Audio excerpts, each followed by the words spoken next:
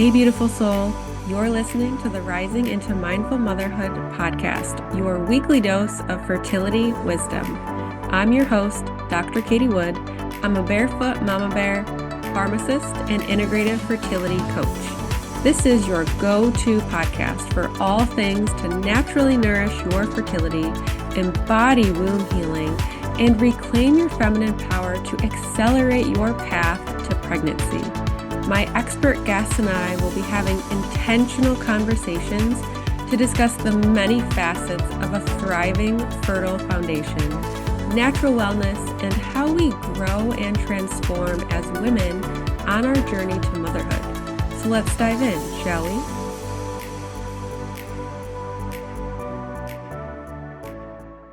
Hello and welcome to Rising Into Mindful Motherhood. In this episode, I'll be talking with Renata Trebing. She's an intuitive nutrition coach, global speaker, author, wife, and a mom of 3 beautiful kids.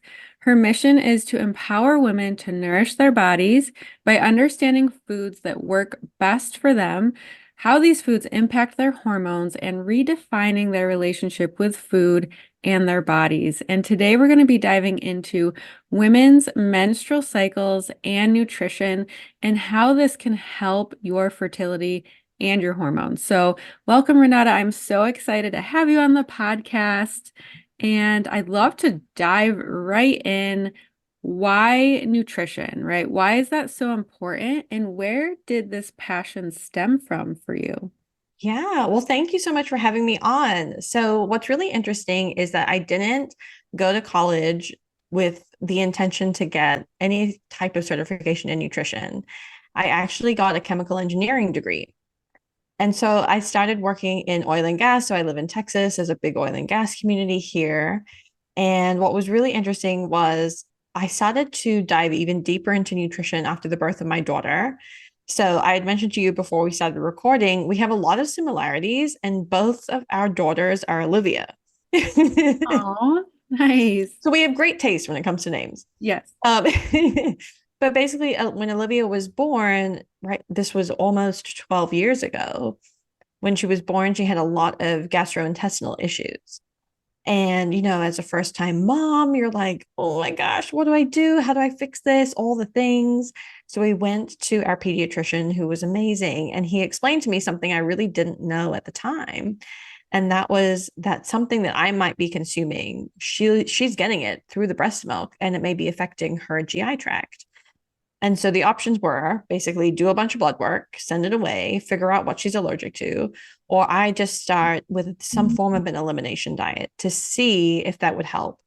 And so at the time, I didn't know that dairy was one of those trigger foods for many infants. And I had been eating dairy, like I loved cheese. I mean, what's not to love, you know?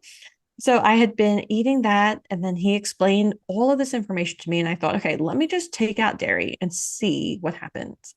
And what was amazing was she had almost like an overnight improvement. So a complete 180-degree shift. She wasn't having the issues she was having previously. And we had gotten to the point where she literally would cry all the time. And, as a sleep deprived person, that can really wear on your soul after some time. So it was amazing to see the impact of a simple change in my nutrition, how that helped her. She was sleeping through the night, which was amazing, which meant that I could sleep through the night too. So I really loved seeing a noticeable impact on her. But then as I reflected, I also thought to myself, you know what? I feel better too. I'm not bloated or fatigued as bad or constipated or having, all these other types of issues like brain fog. So that really showed me in a real life example, something that we've all heard and seen before, which is the power of nutrition. And I could literally see that playing out at first in my daughter, and secondly, in myself. So I started diving deep into different ways of cooking without dairy. It got me into vegan cooking and baking, which I thought was so fascinating because they don't obviously use any dairy. And I loved learning about it. And because of that love for education, it really got me into various rabbit holes, learning about how different foods impact our bodies. And so that's really where I started my blog, which is nourishwithrenata.com. sharing tons of recipes that were healthy, that were good for you, but still tasted great. And from there, as I learned more and more and was sharing more with people about nutrition, it got me into the idea of maybe I should find out more about nutrition coaching because people are asking me a lot of questions about this. So I got a couple of different certifications in nutrition and then ended up studying nutrition coaching. And that's really the thing that I fell in love with because you can see on people's faces when they have that aha moment, when they, step on the scale or they feel better or for instance, their menstrual cycle symptoms have improved. That's like a whole new world opening up for them. And I love being able to impact people in that way on a daily basis. Amazing. I love how our children are just our like greatest teachers and inspiration. And they're really like, yeah, maybe you went to college to go do this, but you're not meant for this. So I'm gonna kind of steer you in this direction. So Right. I love that. And so how long has it been since you've been coaching in nutrition? Yeah. So it's been over 4 years now. Beautiful. Yeah. Amazing. Yeah. And then obviously, so Olivia was your first child. Correct. So Yes. then all of this has had a ripple effect on your subsequent pregnancies and your children as Exactly. well. Yeah. So after Olivia, I had twin boys. And so, as you're probably aware, a twin pregnancy can be so much different from a singleton pregnancy, including how you eat, because you really want to eat more calorically dense in order to have those babies grow, especially as you get closer to like your third trimester. So that was a whole nother learning curve. And I always thought at that time, this pregnancy with the boys is so much healthier than Olivia's pregnancy, even though for both of them, I actually did go on bed rest for a couple of different reasons. But then also currently I'm pregnant with our fourth child. Oh. And this pregnancy is even healthier than the other two.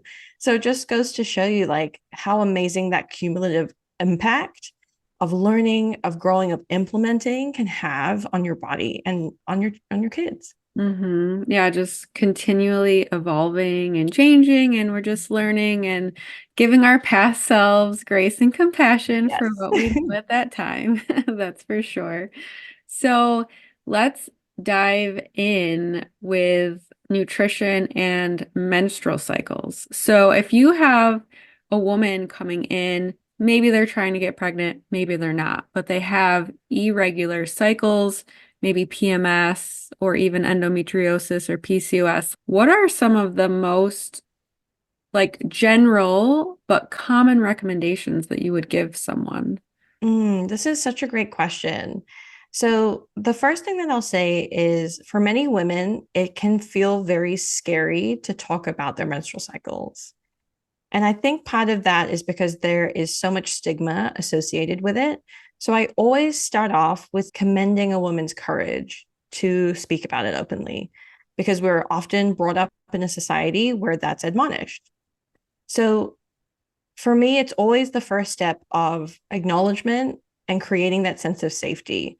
Because I do also feel like for some women, when they go to more traditional practitioners, they can be dismissed pretty readily or told, oh, yeah, it's supposed to be painful. You just have to buck up and live with it? So I always aim to create a safe space for a woman right off the bat because of all of those experiences she may have had leading up to this point. Of that. Now, from that space, all I do is I want to listen to everything she has to say because you never know the tiniest symptom, even something that she might not think is important, can impact what she's experiencing now. So that could mean childhood traumas. That could mean, any form of stress that she's experienced over the last 10, 20 years, whether that be school, college, whether that be work environments, whether it be relationships, all of those things. Many times women don't believe that that could be impacting their hormonal health, and 100% it can be, especially in terms of their nervous system regulation. So I want to hear everything, and no detail is too small, to be truly honest, because I want to be able to show them everything that you've experienced up until this point has led you to these symptoms that your body is showing you. And it may have been showing you those symptoms for years. You just didn't know what that meant. Oftentimes, when I explain that to a woman, there's a triggering event that causes a significant shift in their hormones that then they start to notice their hormones are out of balance.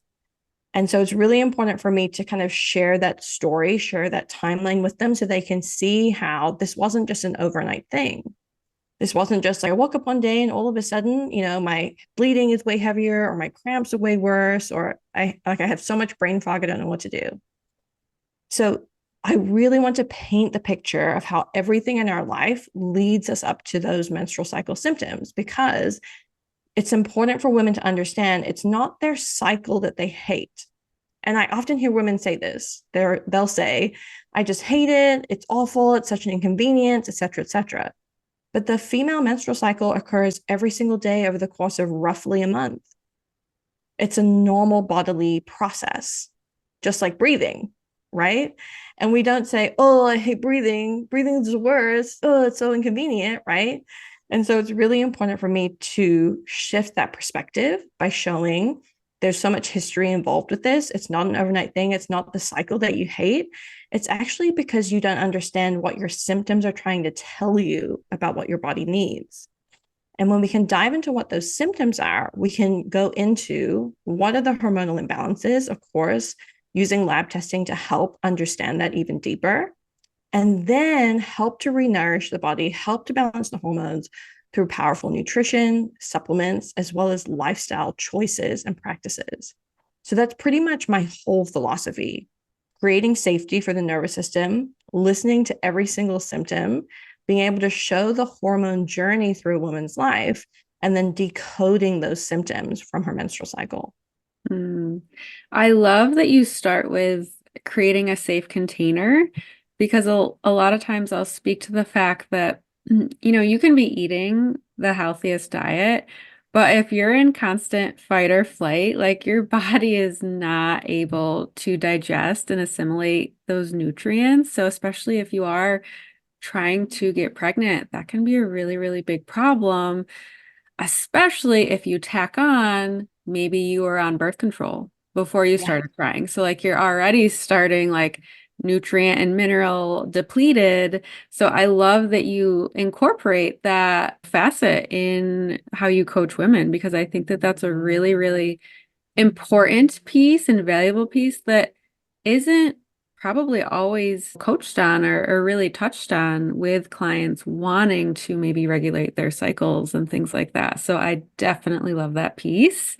Thanks. And what are some of your favorite nutrition hacks for hormones? I know I have some of my own, but I would love to hear like some of yours for sure. Yeah. So there's a few that I always rely upon because I really do feel like when women see it in action, their minds are blown. They're like, "Oh my gosh, this is amazing." So for me, the first one is actually protein. So I love to make sure that women are creating balanced plates in order to balance their blood sugar levels. And for me, I always start with protein just because I found through my practice so many women are neglecting protein. There might be fears about if I eat too much protein, then I'm going to end up looking like The Rock, and which I understand, and that's very unlikely. Although if you do look like The Rock, let me know. Just kidding. So protein is always that first thing that I focus on because I do think when women can not have those energy crashes, when their blood sugar levels are stabilized, so their energy levels and mood are more stabilized. When they stop, for instance, many women will come to me with a weight loss goal as well, in addition to getting healthier, and they're seeing the inches fall off and they're seeing the weight fall off with relative ease. That's always such a pat on the back for them because they can then see like nutrition doesn't have to be complicated or complex. It's really about just prioritizing a few things that work for your body. Now, of course, in that, it might be, do we want to eat more animal proteins or more plant-based proteins? It's totally up to them. And we'll discuss that. But I always start with protein just because I really feel like that can support us so well with hormone balance, but also, specifically blood sugar regulation. And then we'll move into fiber. So I'm a big proponent of fiber-rich foods. I love cruciferous vegetables, especially for women that have estrogen dominance. That can be really helpful if they're having bowel movement issues, such as constipation. And so I love cruciferous veggies like broccoli, cauliflower, cabbage, Brussels sprouts, some of my faves, and finding different ways to add them into your daily intake. So that's a second one that I'm always talking to women about. What kind of fibers are we having? How can we diversify that fiber? How can we boost your gut health in multiple ways, but also specifically from a food first approach? And then the last one that I'll say is I always love to make sure that we're eating enough healthy fats. So I'm a big fan of seed cycling as one option. I feel like that is a practice, it's a self-care practice as well as a nutritional practice. And getting women into seed cycling can be a great way for them to start noticing, okay, I made a commitment to myself and I'm going to follow through with it whilst also noting where I'm at in my cycle. So it's like a great all-round holistic practice for women. It's also giving you those healthy fats that help with hormone synthesis and regulation. So for me personally, those are the three that I always am focusing on for women, and varying amounts, of course, depending on what they've already done. But ultimately, those are the things that I really think can be easy additions to your day, and they're not complicated. They don't take a long time, and you can start to see the benefit of it pretty quickly too. Yes, protein is king. So it's so funny. Oh gosh, I mean, this was probably 6 or 7 years ago, but my husband and I dabbled in keto, the keto diet, which I'm eternally grateful for because I think just the eating practices that we shifted, I really started experiencing less and less blood sugar crashes. And I didn't necessarily realize that that's what was happening. So by prioritizing more protein and more fat, I think I don't necessarily have to limit carbs, right? Carbs are still healthy for women, but I think since I was prioritizing the protein and fat, I was seeing really, really great changes in blood sugar regulation. And yeah, healthy fats are like literally the precursor to creating our hormones. So I just had a client who she's pregnant now, but we started working together. She really started prioritizing more protein, especially in the morning, and more fats. She realized that she was really just having too many carbs in her day and not enough protein and fat. And she was able to get pregnant. She was experiencing low estrogen, low Mm, progesterone and really short luteal phases. So mm. just by, I mean, we did a lot of other work too, but that nutritional change like truly made such a big impact in really in just a matter of a few months for her too. Yeah, I love hearing that story because it shows you once again that power of nutrition. And I think that some people feel a bit of resistance to that because they think, well, how can nutrition really help us that much? And that's literally the perfect example. And I'm sure we could share many more stories about that because it really can heal your body. It's like you said, giving you the precursors for hormone creation. When you give your body the right nutrients, it doesn't have to be in that fight or flight mode, in that survival mode. We can get into thriving mode, and then as a result, not have to, pull energy away from important survival functions because we're in an abundance, which Mhm. is literally perfect for creating life. Absolutely. And you had mentioned for protein, animal protein or plant protein. So could you go into that a little bit more for the listeners? Yeah. So I love how we have so much choice nowadays. So obviously animal proteins are proteins that are coming from animal sources. Like it could be poultry, like chicken or turkey, it could be fish or seafood. It could be red meat options as well for those of us that eat red meat. And it definitely has its place. A lot of people have more accessibility to animal proteins than they might in terms of plant-based proteins, depending on where you live, of course. And there's also varying qualities of those animal proteins, which is why I think a lot of people are moving more towards plant-based proteins, aiming to become healthier, aiming to get more sustainable options, etc. So plant-based proteins would be obviously proteins coming from plants.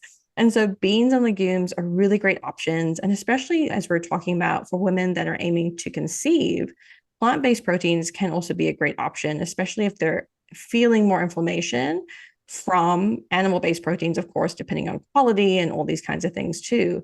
But I love making sure that all of my clients are getting a wide diversity of proteins. So not just eating chicken every day, for instance, but also thinking about what are some different proteins I can get in my week so I get different amino acid profiles. So I can make sure I'm pairing different proteins together to help satiety and blood sugar regulation, like we talked about, but also just ensuring that I'm nourishing my body with everything that I possibly can and be a really well-rounded eating plan. So when it comes to if someone, let's say they're a vegetarian or maybe Mhm. even vegan and plant-based protein is what they focus on, do you have any recommendations for, like, I know soaking like nuts and seeds and things like that and making sure that they're getting enough, like I know vitamin B12 is really hard for Mm. vegetarians or vegans to get in the diet. So are those things that you touch on with your clients as well? Yeah, I actually have a vegan client right now, and we're preparing her body for conception coming up. So Perfect. that's really fun. Yeah. So we literally have been talking about protein. That was the first thing we talked about in our first call. We've just had our second call because what she noticed was yes, she was eating a wide diversity of plants, which is great. But then she's also noticing her blood sugar levels are dropping off, which, as that's occurring in each of the various days of the month, it makes it much more challenging to be able to keep up with her toddler as well as think about, okay, well, how am I going to make sure that we are hitting the right ovulatory timing, making sure that all the things are in place in order to ensure my body is at its optimum for conception. And so we really did think about, okay, what are some alternate options for protein that are easy, right? Because we want things to be easy. The more roadblocks we have in our way, the less likely it is for us to do something. So definitely in terms of soaking and sprouting, that can be a wonderful choice. There's actually some really great YouTube videos to show you how to do that. So I love to like point people in that direction too. Or I found that there are actually some products that you can purchase that already have done that work for you. Of course, depending on what area you live in. But I love just knowing that there are some easy options available, as well as stocking your pantry or your freezer of things, especially if you bulk make them, just in order to make life that little bit easier for you. So, those are some of the things that we talk about, especially for my vegan and vegetarian clients, because I really do find that protein being that one thing that we talked about right off the bat, if we can show the difference that you can have in how you feel when you increase your protein intake, that's a game changer just by itself. Because Mhm. now you have energy. Now your blood sugar level is not dropping. And we can continue to adjust and refine that moving forward too, in order to make sure your body is literally primed and ready. Because in pregnancy, as you know, your protein needs will likely increase. In postpartum, your protein needs will likely increase because you're breastfeeding. And so I really want to get that foundational habit working in an easy way so you know that you can rely on it to feel really good. Absolutely. Yeah, that's really helpful to know that there's some products out there that are already sprouted. I think I recently bought mung beans and they were Yes. sprouted already. I haven't tried them yet, but I need to. Yeah, so Uh, good. yeah. In your bio, you put that you are an author. Can you share a little bit about, I don't know if it's one book or more than one, but what that is and what the book or books are about? Yeah, so I have two books. My first book is called Nourish Your Body, a 30-day healthy and delicious meal plan. And so the reason why I created this book was because in all of my coaching, I would always share a meal plan with my clients. And that was one of the things they loved, namely because we would talk about certain foods or food groups like protein, fiber, etc. And then they would think, oh, well, how do I implement that? So the meal plan is the perfect way to do it. And as I was going through my coaching practice, I realized like this would be such a great opportunity for people to be able to experience my coaching, but at the price of purchasing this book off of Amazon. So it's literally 30 days of recipes that you can meal prep. They are paleo based, meaning that they are generally unrefined products, prioritizing lean proteins, lots of different kinds of fiber, healthy fats, of course, lots of really good for you ingredients. And usually it's things that you've heard before, like it's not random ingredients that you can't find in your local grocery store. So I love that approach. In addition, they're all really tasty. So yesterday I met with a client and she told me about all the recipes that she and her family have tried from the book. And so I love hearing not just her, but she said, my husband loves your double chocolate protein balls. Like they taste so good. Or she's swapping recipes with people at the school that she works at. And so there's a roasted red pepper hummus in there that's so delish and so easy, great snack, perfectly meal preppable. So they're all talking about different easy recipes that come from the cookbook. And I've had people go through the entire cookbook for 30 days, have massive improvements in their gut health. So a woman went from literally having gut health or gut pain, I should say, every single day of her life for the last like 5 years to doing this program for literally just 30 days and not having any pain. She said it was the best she's ever felt after having gone through this meal plan. I've had another woman go through the program. She lost, I think it was 10 or 11 pounds, which is, of course, an amazing feat just by itself. And then it's really sparked the rest of her health journey. So even now she's running marathons, she's traveling internationally, like living her best life. And part of that journey was being able to show how you can eat healthy food without it tasting boring or bland. So that's my cookbook, which is the first book. The second book is called Heal Your Body, Mind, and Spirit. And so for this book, it was really me showing how stress impacts our body. So I had gone through a period of time where I didn't realize it. And I think this happens for a lot of women. We have this like idea that stress is some huge ordeal. Like it's, have you ever seen The Wolf of Wall Street, that Mm-hmm. movie with Leonardo DiCaprio? Yeah. And so you can tell by the end of that movie, he is like majorly stressed out, right? He's like screaming at everyone. He's lost everything. He's doing copious amounts of drugs, like literally ripping his hair out. And we think that stress has to look like that. And of course, sometimes it does. And for me, it was a gradual, slow increase in the amount of things I was putting on my plate, from having, a kid and then two kids at the same time to starting a business while also working full time. Like all these things add up, but I didn't realize how much stress I was really under. And especially working in the industry that we work in, we know all the things that we're supposed to do. I was doing the meditation in the morning, I was doing the workouts, all these things, and it wasn't necessarily serving me the most powerfully. So I actually had a moment where I had shingles. And I knew immediately when the doctor told me I had shingles that it was because of stress, not because, I had any kind of predisposition in terms of like environmental things or anything. But when he said to me, you're really healthy, like you're doing all the things you're supposed to do, like you shouldn't have the shingles, I was like, I think I know why. Yeah. So it caused me to have a big look at my holistic health. And that's really why I ended up writing that particular book, because it's not just about, am I eating the right foods every day?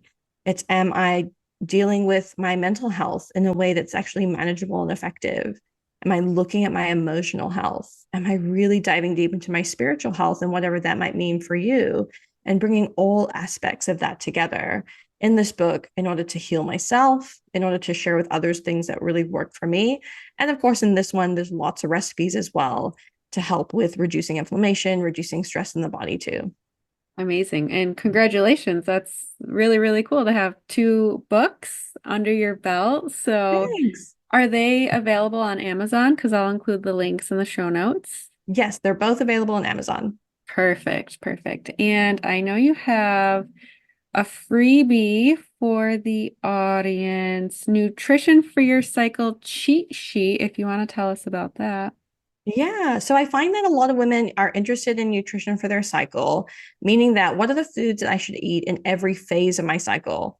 This can be helpful because it's giving your body the nutrients that it needs to help to regulate your hormones so that you don't end up getting to your luteal phase and then have all these PMS symptoms occur that feel debilitating and overwhelming.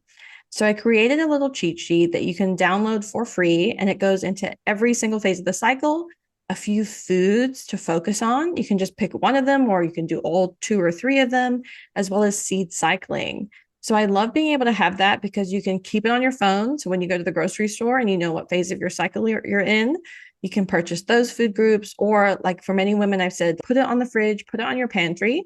And then when you go to get a snack, you can think, oh, okay, in this month, in this particular phase, I'm focusing on adding in more cruciferous vegetables. So I'm going to make sure I'm grabbing some broccoli or grabbing some cabbage to go with my lunch today. So that's a super easy thing that you can get for free. And like you said, the link will be in the show notes. Absolutely. So let the listeners know where they can find you, connect with you, and potentially even work with you as well. Thank you. So yeah, the best place to connect with me is over at my Instagram. And so my handle is at nourish_with_Renata. That I'm literally posting lots of things every day about hormone balance and nutrition. So from there, you can also go to my website, which is nourishwithrenata.com. I have a form there for a free 20-minute consultation, which is a great place to get started, especially if anything that we've talked about today, your interest is piqued and you're thinking, oh, you know what? That could be really great for me too. So that 20-minute consult, totally free. We get to talk about you and then figure out what could be part of the issues that are causing some of the symptoms that you're experiencing too. Awesome. Well, thank you so much for just sharing your passion and your wisdom on nutrition today, Renata. It's been a fun conversation. Thank you for having me. Thank you so much for tuning in to the Rising Into Mindful Motherhood podcast. If this episode resonated with you or gave you an aha moment, stop what you're doing right now and write a review. This simple act of kindness helps me get this podcast out to connect with as many women as I possibly can. I also have a special offer. If you send me a screenshot of your review, I will take $250 off one of my premium coaching containers. Let me know what resonated with you the most and why. So connect with me in my free Facebook community or tag me on Instagram.